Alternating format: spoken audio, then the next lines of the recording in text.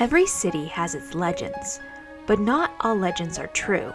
In the heart of Tennessee, where the mighty Cumberland River carves through the landscape, stands a site full of history and controversy. Welcome to the story of Fort Nashborough.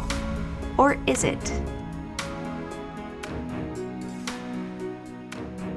In the winter of 1779 through 1780, a group of pioneers forged their way west from East Tennessee, seeking new lives on the frontier.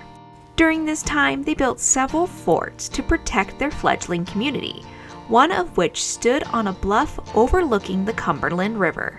This fort has long been celebrated in history books as Fort Nashborough, but here is the catch. The settlers never called it that. According to 1840 interviews conducted by historian Lyman Draper, not a single early resident referred to it as Fort Nashborough. They simply called it the Fort, the Bluff, or my favorite, French Lick Station, which of course a nod to the French trading post and salt lick that once attracted game and trappers to the area.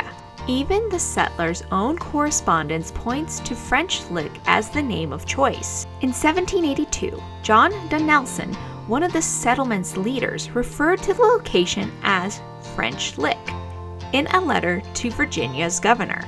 Isaac Shelby, another key figure, wrote of it in the same way. So where did Fort Nashborough come from? The name traces back to Richard Henderson, a land speculator who envisioned a grand future for the settlement. Henderson wanted the fort named Nashborough to honor Revolutionary War General Francis Nash.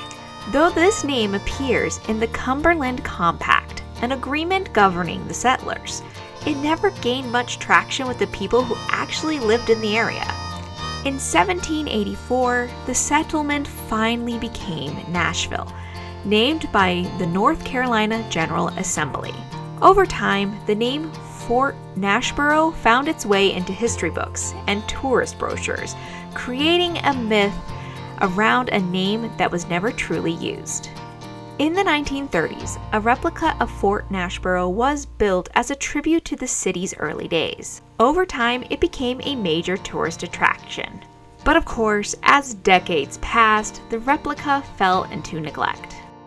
By the late 1980s, the staff position dedicated to the fort was eliminated, and school visits started to dwindle. Without proper care, it became a shadow of its former self, a forgotten tribute to a misremembered name. This original settlement at the Bluff was one of the boldest leaps westward in American history, and it's a shame that the replica had been closed for years until recently. Nashville has decided to redo the replica and it is now open today. The new Fort Nashborough, which is the third replica of the original site at the fort, was reopened in 2017. It is a free area for you to go and enjoy while you're in Nashville and enjoy the river and all the downtown life and step back into history to see how things used to be.